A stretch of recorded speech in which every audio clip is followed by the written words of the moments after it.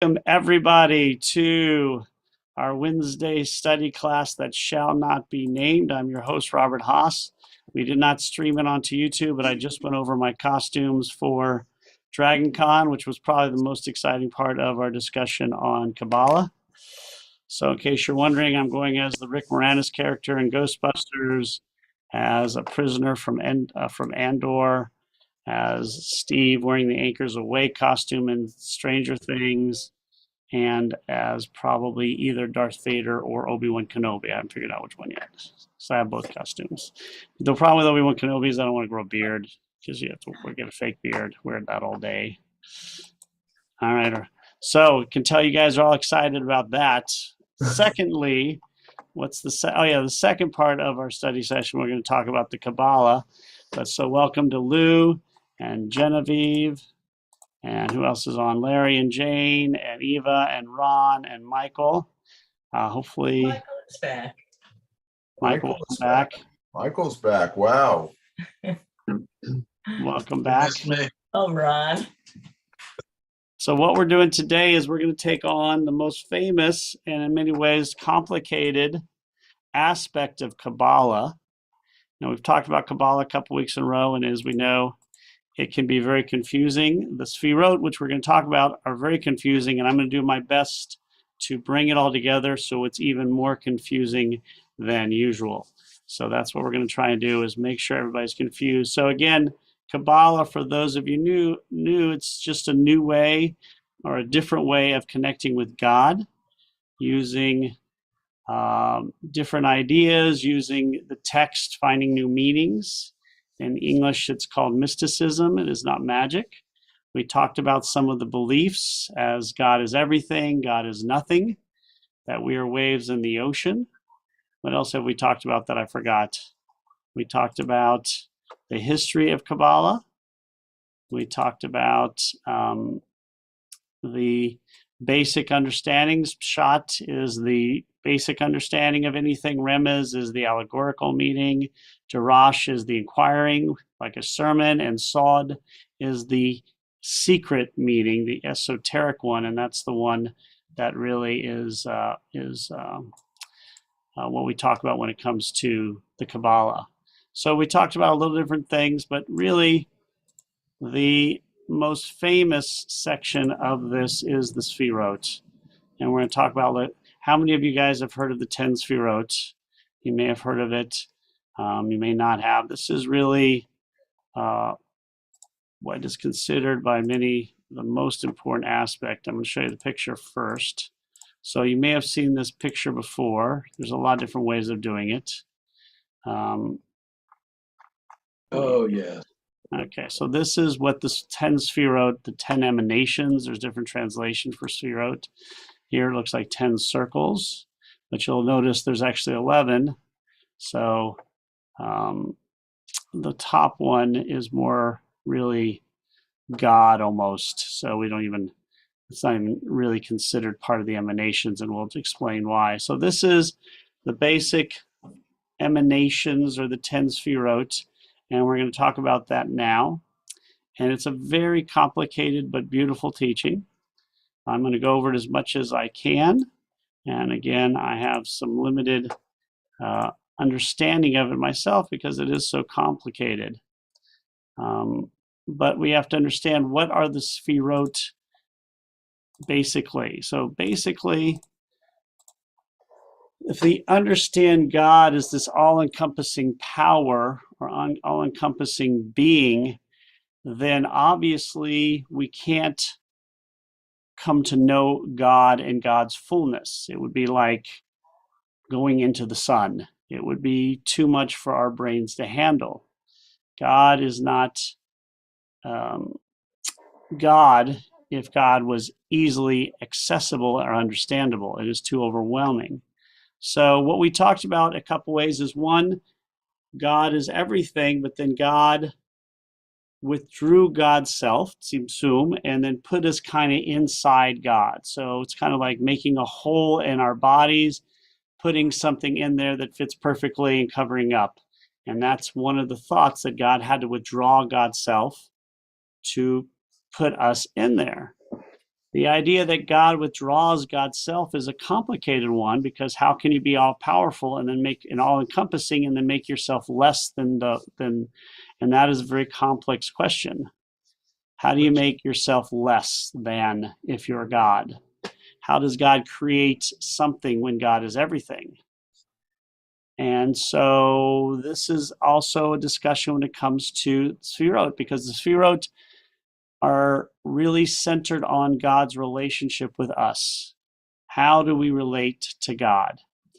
And in many ways, it's a step-by-step process. The better we are at understanding God, the higher, the more of the levels we can understand.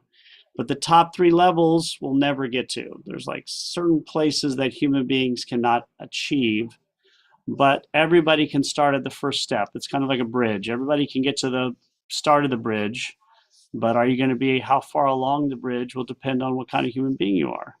Some people may be inherently better at understanding God, and so they have a little bit of a head start or a little bit more of a ability to get farther along, but all of us can go on the bridge to God. It's very much part of our belief system.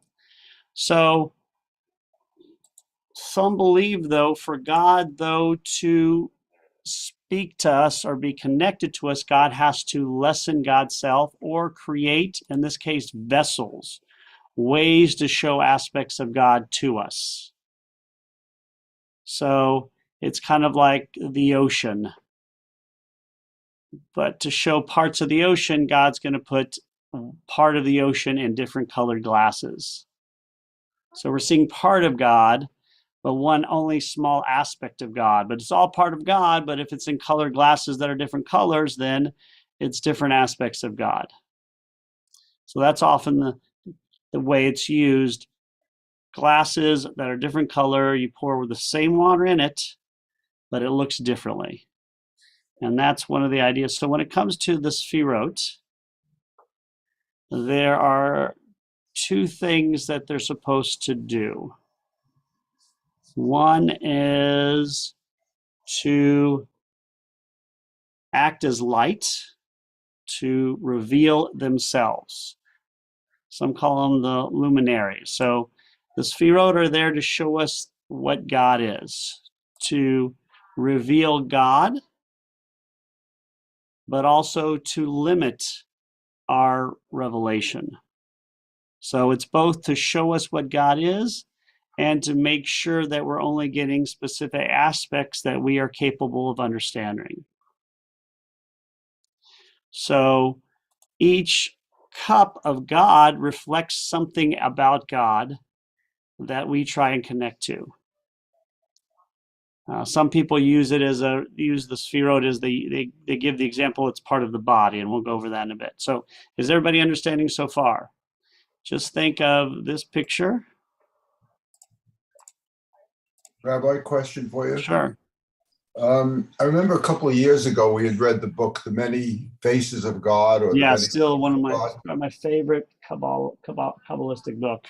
I didn't realize it was Kabbalistic, but Oh, you're okay. talking about the many faces. I'm talking about something else. Yes, the many faces Yeah. of God, which is Because it had many rabbis in it that were commenting on God, and it seemed to me at that time you could separate God into 2 different kind of versions. One is the God, that Michelangelo painted, this elderly guy with the beard who is, performing all these miracles and acts of creation and things like this. And the other is more of a God of philosophy, of an idea, that it's not a supernatural being, but it's some sort of a big idea, and somehow the universe came together for this. Kabbalah now seems to indicate God more of the Michelangelo kind of guy. Kabbalah's not always is so connected to what God. It's really finding God as opposed to defining God in many respects. Also, when it comes to Sphirot, so in Kabbalah there is no one way of looking at God at all, as there is no one way in anything. So yes, you'll see a lot that refer to God as a being, like a consciousness, which some theologians don't agree with. So that's most often the case, but there are other ways of looking at God, depending on how. What we're concentrating here with Sphirot is not God, God's self, but how God relates to us. That's what these are. This is not God that we're seeing. This is God revealing God's self to us. You know, I am Albert Einstein teaching math to a first grader. I'm not going to give my entire understanding of physics to a first grader. And I teach an eighth grader physics. Obviously, I can do a lot more than a first grader math. So these are stages for which we can get higher and higher to try and reach God. The many faces of God thing makes me think of Elohim again. Right, and Elohim, again, names of God are definitely used. There's a lot of names of God, and those are used often in Kabbalah. No, not the names of God. He just said the many faces of God. Many faces of God, right. So that would be multiple into one. Right. If you're saying many faces, that would be, yeah. So that makes me think of Elohim, multiple being, but right, multiple exactly. being as one again. Now, if you look at it that way from the perspective of the Sphirot, it would mean different aspects of God, the way that God reveals God's self. But yes, Elohim as a plural has always been a debate as to what it means. Is it different aspects of God? Is it that we have different connections to God, different viewpoints? But with the Sphirot, it is you have these lights, these vessels that God pours part of God into it, and they are really revealing God's finite power, but in that only God can show us God's self in limited way. So again, remember, God is Ein Sof. God does not have limits. So if God does not have limits, we cannot begin to even think about understanding God because we don't have the ability to understand something that is limitless. So God gives us a limited amount of information about God through the Sphirot. And that's how we kind of come to understand God. Larry, from this perspective. Could you put the chart back on again with the Ten Sphero? Yep. And could you translate it? Yeah, we're going to go over that right now. I think I put the Hebrew one in there. Sorry. Did I just lose it? I think I lost it. 1 second. Let me open up again.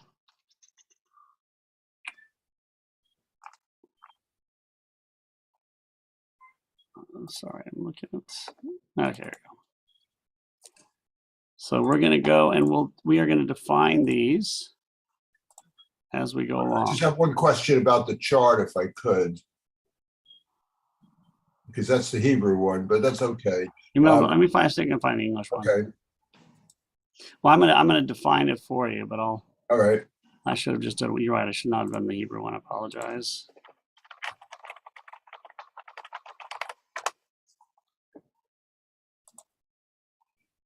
Let's see here.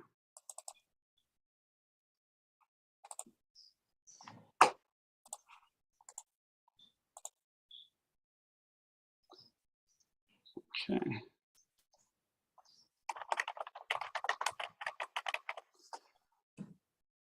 All right. There we go. Okay, now I'm going to open that up. Did I save it in the right place? There it is. All right. All right.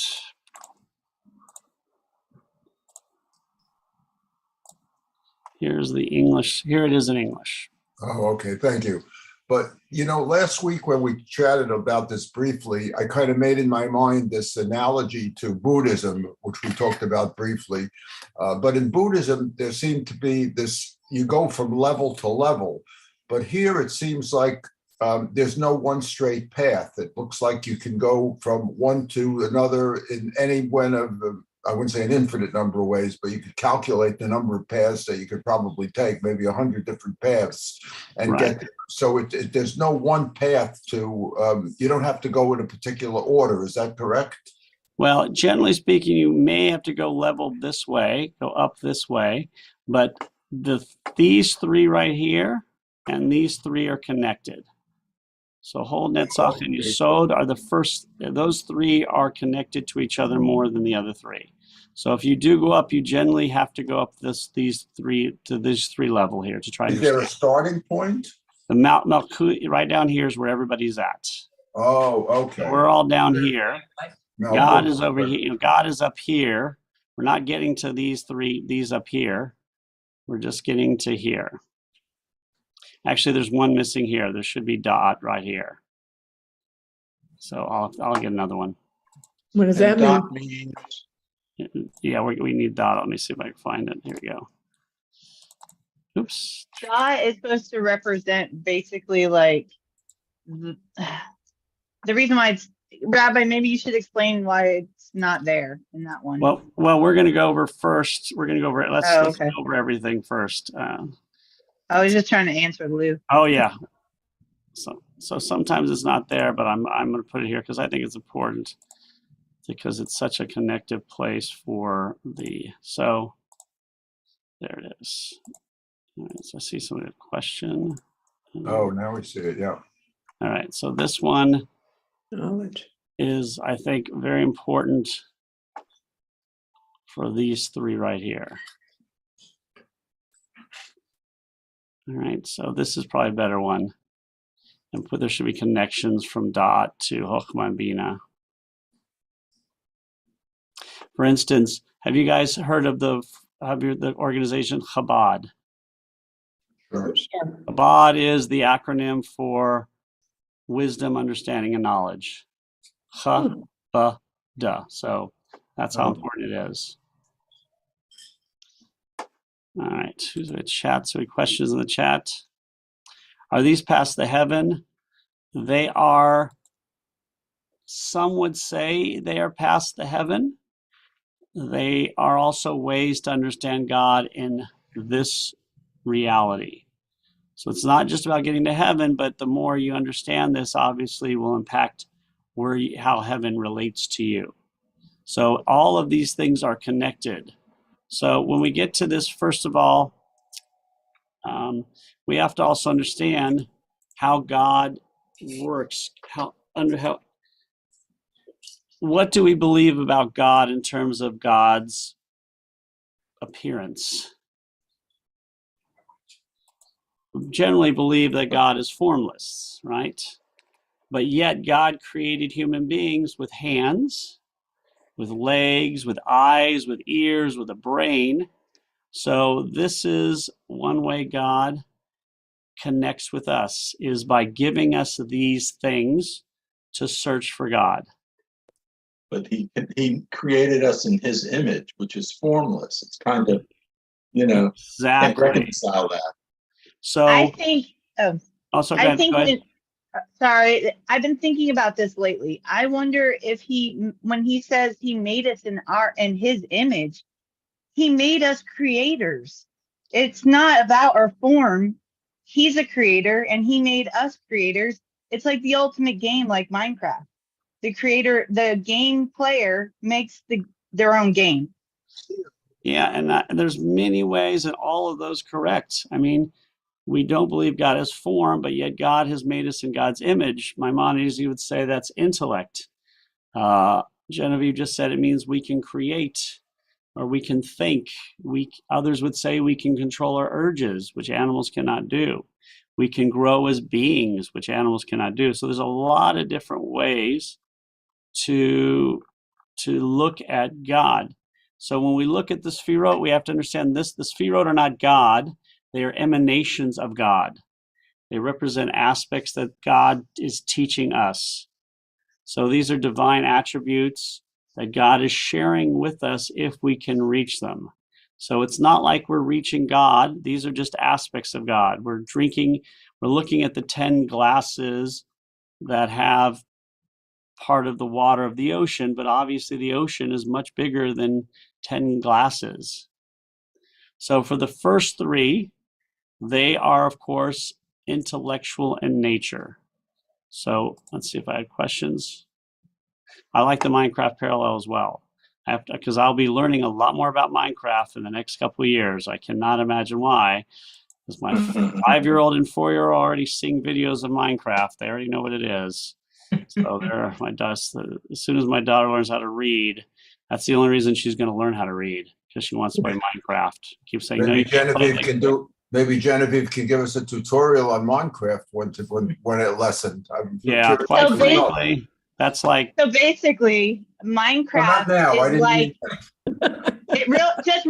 real quick. I want to explain the parallel. The Minecraft is basically a digital live Lego game where you can create your own world, your own characters, but then other kids from around the world can also go in live and create, and you can battle each other and stuff. So basically, they are the creator of the world live with other kids around the world. So it made me really think, I mean, what would be the ultimate game? If you were a creator, what would be the ultimate game? To create a game where the game player can play the game?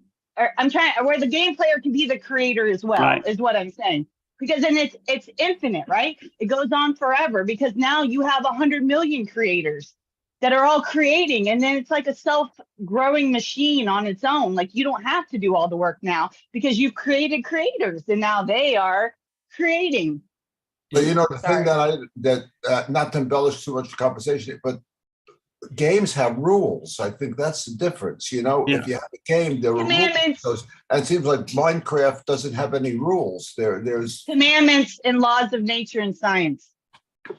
oh, it has to obey the rules of nature and science. Okay. All I That's- know is my daughter we only allowed her to have games on, she's 5. She's allowed to have games on the phone that are very, and I thought for sure I'd be able to beat my 5-year-old daughter at games on a phone, and it's not even close. You got to think She's of just like, God as the she's just going so programmer. fast. I mean, it's just like, and I can't think fast enough. My hands don't move fast enough. It's really funny how a 5-year-old girl can beat me at this game really badly. I mean, it's like not even close. It's so Can you funny. beat your son? Can you still beat your 3-year-old I can son? beat my son. Yes, he does not know how to play yet. He doesn't know how to do because you have to know how to jump and go low. He doesn't know how to go low yet. So, but there's a big difference between a 6-year-old and a 4-year-old in terms. He will be beating me very soon. Yeah, probably by tomorrow. So let's go over the first 3 sections. So let's go to the first 3 sections. The reason I'm going in and out is so I can look at my notes, because so the first 3 sections we're going to talk about here are what we said for Chabad, which is an acronym. It's Chochmah, Cha, Bina, Ba, knowledge, Da. So Chabad, wisdom, understanding, and knowledge. So as you can see, it's all about intelligence. These are the highest levels that we probably cannot get to, but we can try and get to. So let's see, I have a question here. It is pretty cool. Very cool stuff. I agree 100%. So let's look at the knowledge. So the first one is Chochmah, which is, is wisdom in many respects. So in the Sphirot, Chochmah is the potential. It's the understanding of everything. It's the wisdom. It's the soul that can conceive everything. It's the potential to understand everything. So it is almost limitless from our perspective, not from God's perspective. It is understanding. So obviously we can't have just this. It needs to have something else to offset it. So that's where the Bina comes in, to understand, to derive. So basically, they work together. They're like 2 friends. So the Bina is kind of like our ability to limit our understanding, to create, to how do I phrase this? I phrased it here real quick. It's to, let me get to how I looked it up just to get. It's kind of like taking this everything and giving us some sort of understanding of what it is, to like crystallize ideas. So it's kind of like taking the idea of physics, but it's a very giant idea. And then Bina is like taking physics and taking aspects of physics and understanding it. It's the ability to take everything and create some limitations to it, not understanding, kind of creating limitations to it. Here's all of physics, here's pieces of physics, and in the middle you've got da'at, which helps you understand the pieces you've got. Something kind of like that. So you've got kind of like a limitless, our ability to limit what we take in, and our ability to understand those limits. And those are what the three. So when we look at the Sphirot, we realize they work together. So here, I'll mark it up with this. There we go. Okay. You've got this connecting to this, and then really this connects in many ways to these. So this is everything. It's the everything or the that God gives to us. It's not everything. It's a ability to understand limits beyond our capacity. It's like this amazing amount of information. Over here is our ability in many ways to limit what we're taking in, to control it. It's like having superpowers. You know, you're Superman. Superman is really strong. So if he doesn't have limits, he can't shake your hand.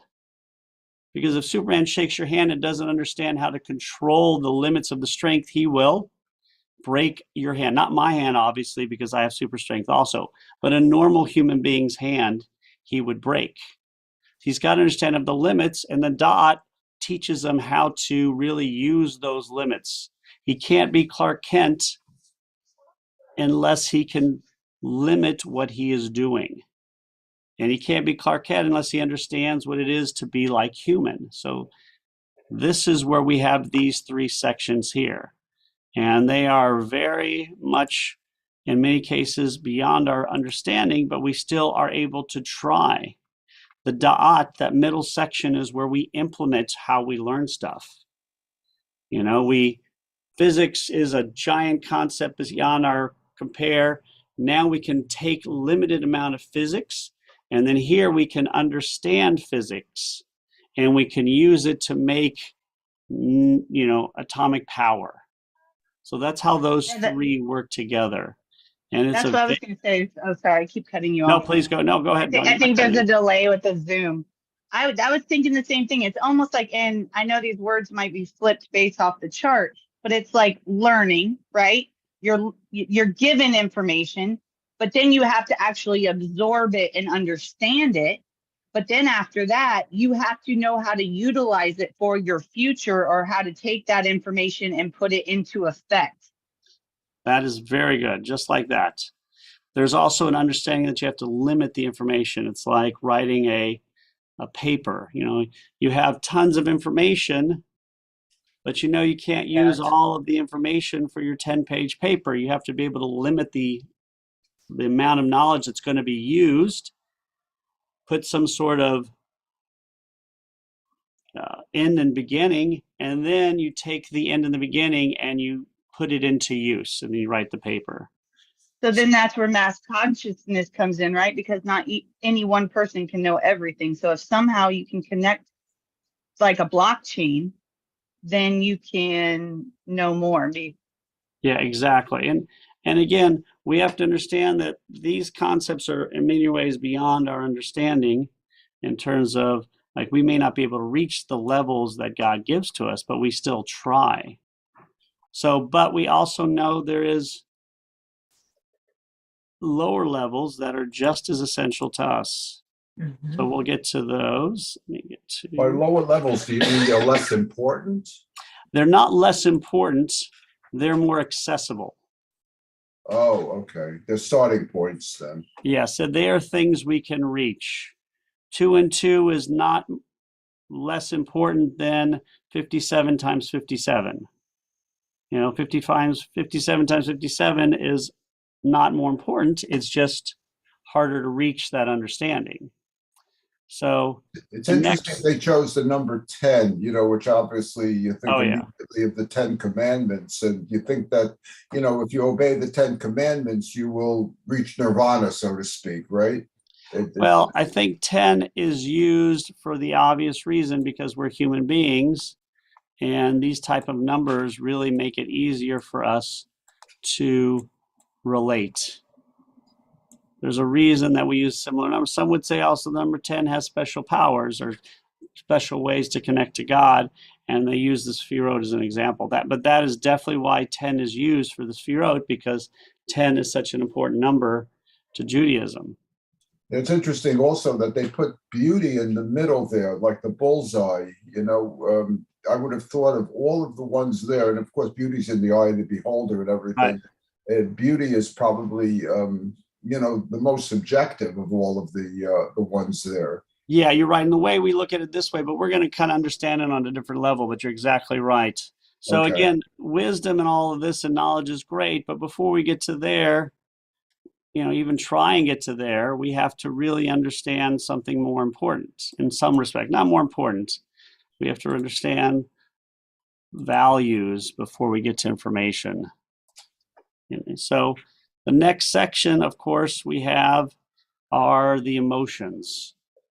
So, and this is where you have Chesed, Gevura, and Tiferet. So Chesed is loving kindness, which, as we know, is very essential.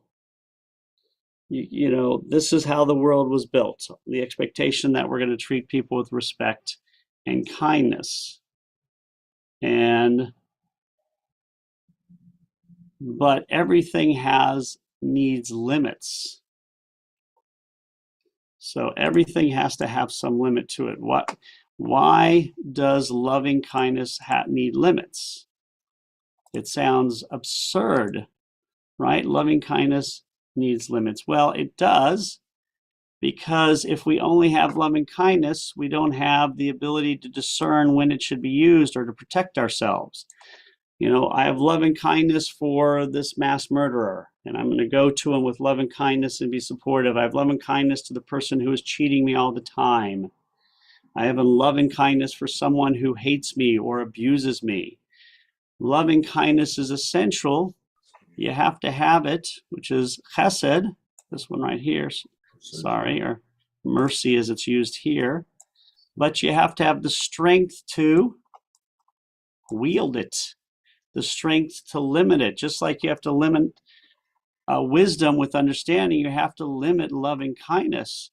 Because if you only have loving kindness, you are going to be taken advantage of, and you're going to really have a terrible life in many respects, because we're all human beings, and we have to understand that there has to be limits to everything. Everything has to have balance. And so gevurot or gevura is strength. It is the strength of resistance, of restraint. We limit even love and kindness and consideration to make sure we do not let ourselves be taken advantage of or killed or abused, or that we do things that are anti or against ourselves or our families. But again, if we only have the strength of resistance and we don't have the love and kindness, then we're not doing any love and kindness, and we're terrible people. We have to have the restraint and strength, but we also have to have the loving kindness.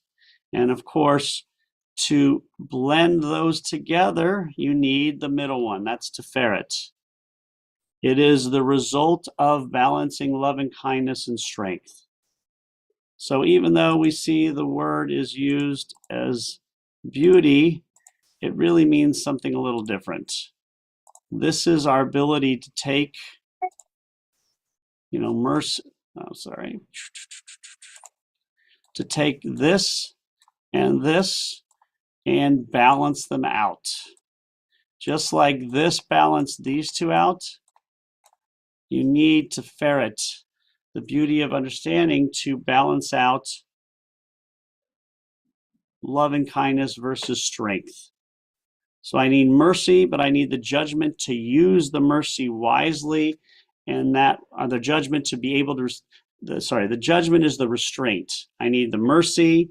I need the restraint to use it, and then to ferret is when I put forward that restraint with mercy itself. Rabbi, so does every one of the tenets, then the 10 tenets, I'll call them, of the that you show there, have limits to it? In other words, are there no Yes. limits to our understanding then? They are definitely limits to it. These are the limits to God giving us. Now, Keter, crown, is the closest, is like almost God. So there's a lot less limits, but yes, all of them are God limited. In fact, they are usually one aspect is the limiting factor, because again, it's about balance. It's about learning to blend things together as we grow older and learn more and more and become more understanding. Now, we can only learn God at a certain level, obviously, but this is God sending God to us. It is God's relationship with us in a way that doesn't overwhelm us. Yeah, because very often when you speak to someone in a Chabad rabbi and you ask him the question and you say, why did this happen? And he says, we don't understand it, but God understands it. But but he doesn't even give you the impression that we can ever even understand it. Right. Well, we can sometimes. The idea is, on the very basic level, God's infinite. We are limited, but God gave us the mind to attempt to understand God. So why would God give us a mind if it wasn't supposed to be used? Yeah. Why do I give my kid a bicycle if it's going to stay in the garage all the time? Why would I pay for that? So the mind is there. We know that. That's a fact. We have these minds. We know a fact that we can think on a level that animals and trees and all other organisms can't, as far as we know. Michael? But at the same time, if you're going to understand, there are some things that we can understand because of science. Exactly. And at the same time, the Lubavitch, rejects science if it in any way conflicts with Torah. Right. And again, everybody has the way they look at things. But again, to create understanding of science, we have to have the mind in the first place. So it's all connected. So God gave us the mind to search. And in some ways, we may search incorrectly or search correctly. But yes, looking for science is the same mind we use for looking for God. So science, we believe, is God's way of creating an organization to the universe. So why would God give us the mind to search for science if the universe wasn't organized in the first place? If the whole universe is unorganized and it's magic and there's no rhyme or reason to it, then there's no reason to give us a brain to search for it. If there's no such thing as gravity, then why would I look for it? But God gave us the minds to look for the way God created the universe. It's interesting. I had a roommate in college who was very, very religious Catholic, and he was a chemist. This is in graduate school. And we were on his case. The three of us in a suite. And so two of us were on his case about evolution. And the question was, how can you believe as a chemist in half-life, but as a religious person, you don't believe in it? And his answer, which I've never, which I thought was very funny at the time, but I've matured, his answer was, well, this is God and this is science. And I've never, but Chabad is like that. Well, I mean, in some cases, it just depends who you talk to, but from our perspective, God and science and religion are all mixed together. There is no separation. If God is everything, then everything is within the bounds of God. God gave us minds to figure out things both philosophically and scientifically.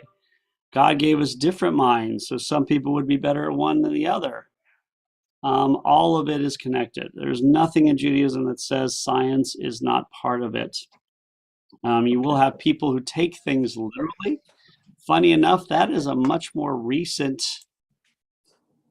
event. I mean, you have very ultra Orthodox Jews who don't believe in science. That is relatively new to have that percentage, because most of the time Judaism is supported the idea of science, even if we didn't understand it. So this literal understanding of the text is newer in Judaism than really the allegorical understanding. So it's kind of funny that in the modern age where science has become so much more prominent, that you have a very significant sect of Jews who are going the other way. It's ironic in so many ways. And really, because if you look at Rambam and Maimonides and Philo and all these people from 1,000 years ago, they're looking at things metaphorically, allegorically. There's an understanding that science is not up to date. And it's more recently that this idea that the Bible is literal and that there's no such thing as science is much more recent. It's kind of funny almost. It's a little sad, especially what's going on in Israel. But if you look at it from a different perspective, it's, depressingly funny. Well, just the question of who is a Jew. That's a whole nother. Only the mother. Yeah, that's why we're going to Israel this year, because who knows if it's going to exist in the future after all this. So those are the sections we've talked about so far. So we talked about the intelligence level, and then the next level obviously is more the emotional level. So the next three, and let's get a picture of that. Sorry, again, I keep going on and off because I want to keep my notes on my screen. I should have got it different.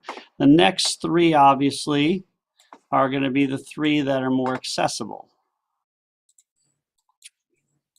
Good at this. I just that.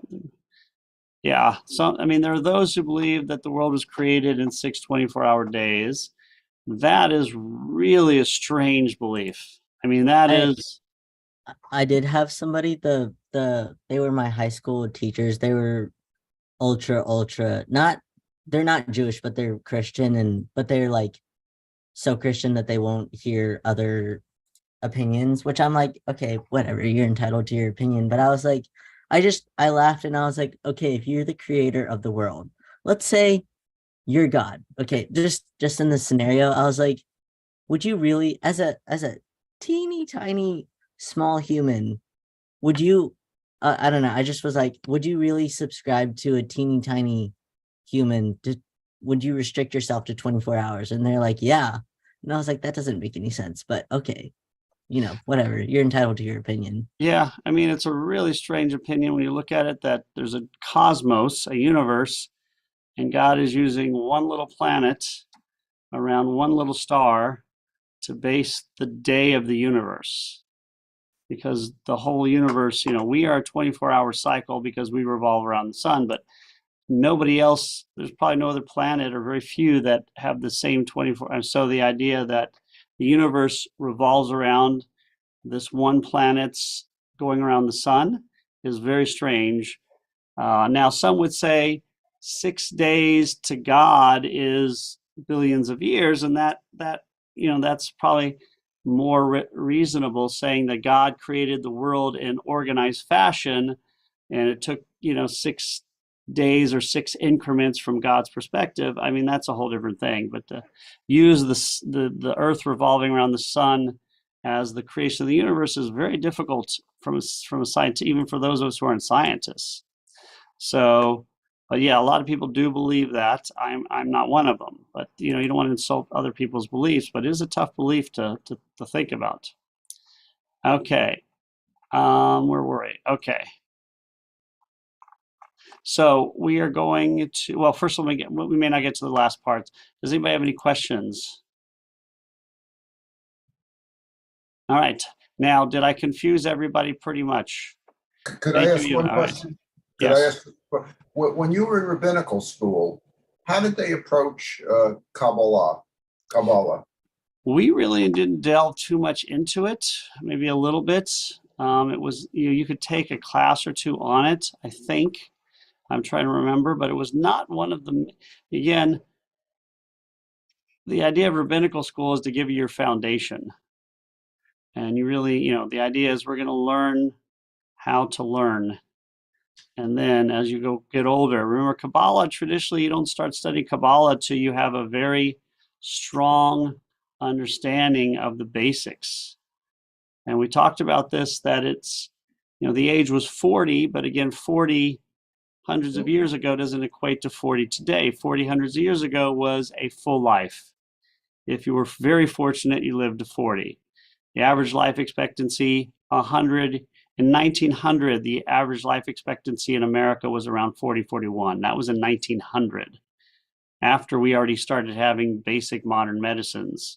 So before that, obviously, the average life expectancy was in the 30s.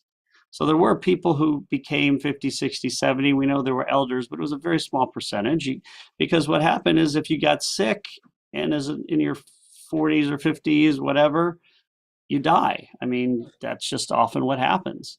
So Does Reform Judaism have a position, for example, on Kabbalah? yeah, the Reform movement is very supportive. I mean, the Kabbalah is not based on any sect of Judaism at all, but it is the understanding. There is an understanding that you can get lost in it. It is so esoteric. It is so connected to the universe. The Sphero is a good example. If you study this stuff night and day, your head can be in the clouds, which in Judaism is not really permissible. I mean, it is permissible for a few. If you're a genius scholar, then maybe you're allowed to go live in a cave and study and whatever. But for the 99.99% of us, we're supposed to live our lives, get married, have kids, be a good person, support society, study, have a job. These are things we're supposed to do as Jewish human beings.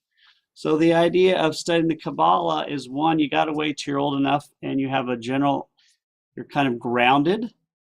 Two, by the time you're 40, you've had your kids, you've worked for 25 years, you've had what they considered a full life.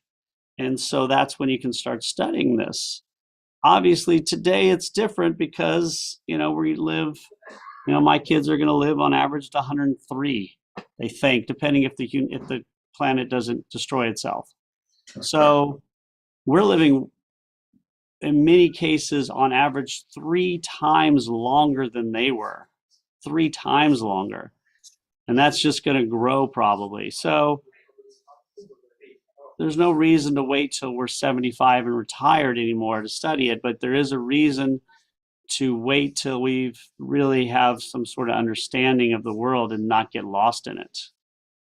So, but it's really wonderful stuff. So the Sphero, and we'll finish up the lower levels next week. I want to make sure to go over what we talked about today so we can make sure and see if I can answer all the questions or any questions. So again, we talked about the Sphirot, the 10 emanations of God. One of the ways to understand them is they're all clear glasses, crystal glasses that are colored. So you pour the same water in them, but of course they're all going to look different because of the colors. They're all water. Water is the ocean. We take some water out of the ocean, but it's a very limited amount of God. Think of God as the ocean. We're putting a little bit of God, just enough so that God can try and connect with us. The lower level is where we start, and as we grow and learn, we can go higher and higher. But we'll never be able to reach certain levels because God is too difficult of a concept. So we have these 3 up here, which is intelligence, which are connected to each other. So wisdom or chokhmah is all the information that can be put into this cup. Bina is our ability to limit the understanding we're taking in. Again, we're doing a research paper. We go and we get 50 books for this 10-page research paper. But we realize we only need certain pages of it. And so we mark off the pages that we need. That is our ability to limit the information. And da'at is our ability to write the paper. It's to disseminate the limited amount of information we've been given. The second section is the love, the kindness, it's the emotion. It's the chesed, which is the love, the mercy we have. But again, like wisdom, if it's limitless, then our lives are going to be destroyed. If we show love and mercy all the time for everybody, we're going to be taken advantage of. We're going to probably be injured physically, maybe even killed, because we're not limiting it. Gevurot is the strength to limit our mercy. Not meaning that we should treat people with disrespect, but to understand that somebody approaching me with a gun is not somebody I should go and hug and show mercy to. It's somebody I should run away from. It's the ability it's not to limit, the strength to limit mercy. And Tiferet is the understanding really of when to use what. It's how we use the mercy. And they balance each other off. Some we'll go over next week how they look like they're in the body, but we'll also look at how they're male and female. So this is the strength section right here. And this is kind of the information section. Which side do you think is considered male or female? We have strength and we have kind of wisdom and mercy. Strength is male. The strength stereotypically today would be male. That's what we'd all think, but their strength is a female quality. Oh. Just think about who raises the children traditionally, who sets the limitations, who is stronger physically, maybe human beings, but who is really stronger, who can have kids. And after having one kid, decide to have more. I know if I had one kid, there's no way I'm having a second one. It's just not going to happen. Why? Because I'm a guy and it's just how it works. So the male-female aspects are actually, from what we think stereotypically, are switched for here. So we'll reiterate what we talked about with these sections next time, and then we'll finish it off. I will not be here. Actually, I will be here even though I'm out of town on Thursday, I will be here next week. So just any questions before we go? Rabbi, could you stay on for just a minute or two afterwards? I just have something I wanted to mention. Sure, of course. Thank you. After everybody leaves. And if anybody has any questions or wants to go, we'll go over it again next week and try and reiterate things. And you can go online and find stuff. All right. Thanks, guys. I'd love to see also Thank a you. place to maybe in October obviously September is the holidays, but in October, if anybody wants to host another place, because Lou did such an amazing job. Thank you again, Lou, of Welcome. hosting last week. My pleasure.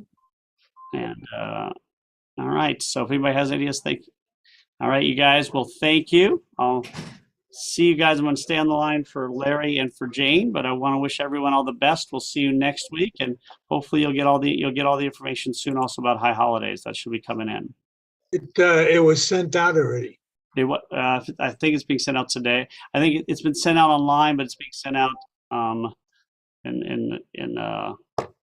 We spoke to Debbie, and actual form. apparently Debbie is saying that they're really busy because so many people are calling when they want to Yeah, come. this place is always, because we also have tours. So we're a bustling place, to say the least. It makes it very exciting. But we also have a new cantor, a new executive director, and they always have to deal with me. So hopefully we'll get everything done. I haven't gotten anything. And in the emails? Correct, in the From emails. I haven't Okay. gotten it. Is it coming out in batches? There should have been a general email that was sent out in constant contact with the times and everything, but we're Okay. sending out a physical packet. Would you call in Lou and just tell them to put you on the list? You may have accidentally said no to constant contact. Do you get our constant contact? You might want to call the office and get it set up, because sometimes when you get constant contact, if you press don't want once, it'll keep you from ever getting constant contact. Okay, Thank But you. what we're sending out is physically, we'll be sending out the packet with everything. Okay, thank you. Are you kidding? Looking forward to it, everybody. So Okay. have a good one, everybody, and we'll see you next